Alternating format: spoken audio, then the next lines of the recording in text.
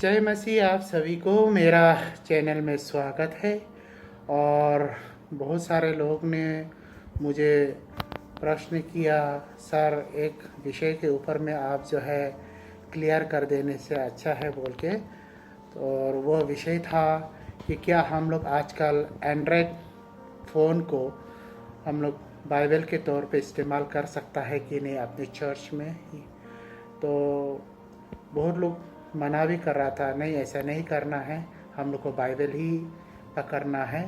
तो सबसे पहले हम लोगों को समझना पड़ेगा कि बाइबल का मतलब क्या है। बाइबल जो है ग्रीक शब्द से निकला है बिब्लियोस, और बिब्लियोस का अर्थ है कलेक्शन ऑफ बुक्स यानी किताब।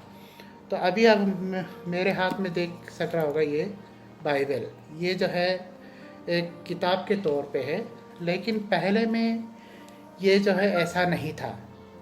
जब हम बाइबल को देखता है, book of Exodus chapter 34 verse 1, prophet Moses के समय में वो लोग पत्थरों में लिखता था, क्योंकि उस ज़माना में कागज़ नहीं था।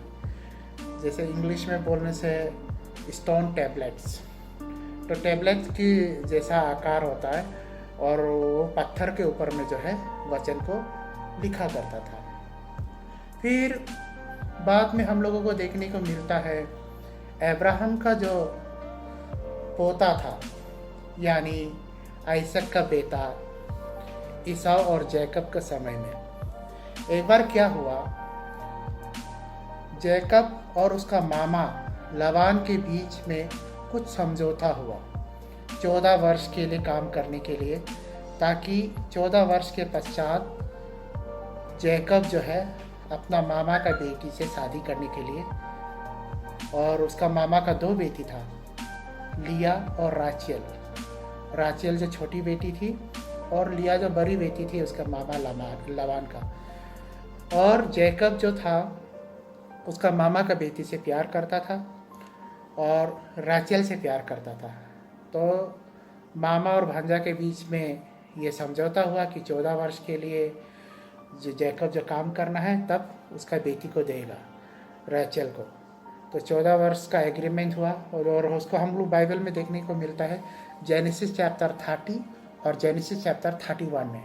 और उस ज़माने में फिर क्या हुआ, मिट्टी को गीला करके और मिट्टी का जो टैबलेट बनाया, वहाँ पे एग्रीमेंट को लिखा, और उसको फिर आग का भट्टी में जोड़ के उसको मजबूत बनाया, तान बनाया। तो यानी क्या है, क्ले स्टोन बोलने से भी होगा, क्ले प्लेट में एग्रीमेंट लिखा।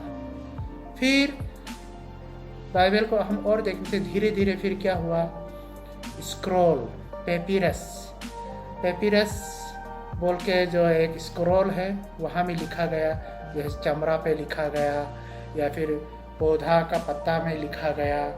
और इसको हमने देखने को मिलता है book of Ezra chapter 6 verse 2, book of Micah chapter 1 verse 10, और यीशु मसीह के समय में भी gospel Luke chapter 4 verses 16 to 21। तो उसमें लंबा करके होता था कागज या चमड़ा, उसका ऊपर में वचन को लिखा जाता था और उसको जो है गोल गोल लपेट के रखा जाता था, उसको स्क्रॉल कहता था। जैसे समय बीतते गया और लोग जो है, आदमी जो है डेवलपमेंट होते गया, नया नया आविष्कार इन्वेंशन करते गया, तो पेपर का इन्वेंशन हुआ, किताब हुआ, तो वचन को जो है कलेक्ट करके किताब का रूप में एक जगह में कलेक्ट करके रख दिया, तो जो कि आज हमारे हाथ में बाइबल है।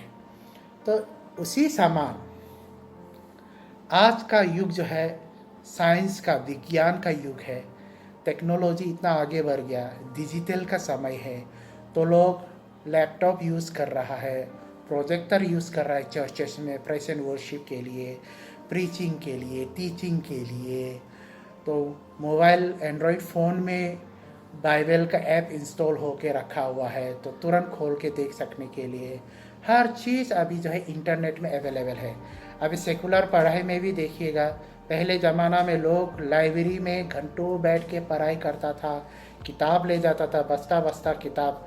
आजकल सब मोबाइल में ही होता है।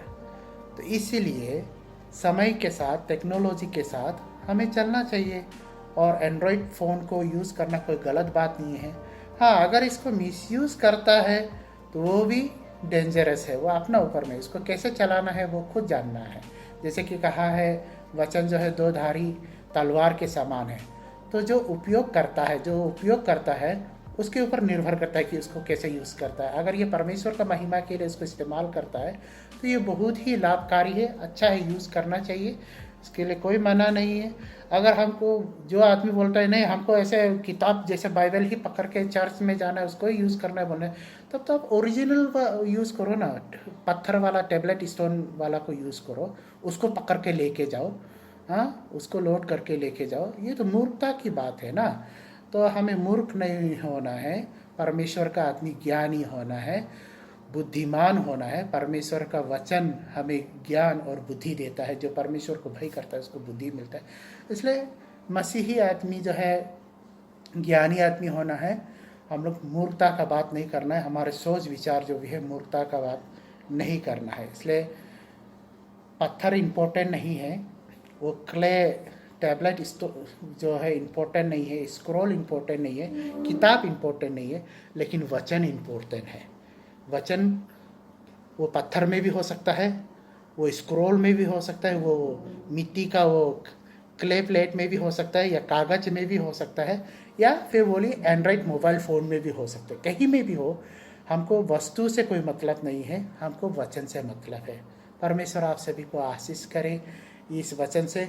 और मैं आप लोगों को स्क्रॉल, टैबलेट, स्टोन और क्ले का जो टैबलेट है, क्ले टैबलेट, उसका फ़ोटो भी हम जो है यहाँ में अपलोड करके दिखाएगा, आप लोग बाद में देख लेना। अगर आपको मेरा चैनल अच्छा लगा तो प्लीज़ लाइक और शेयर कर दीजिएगा। प्रभु आप सभी को आशीष करेगा।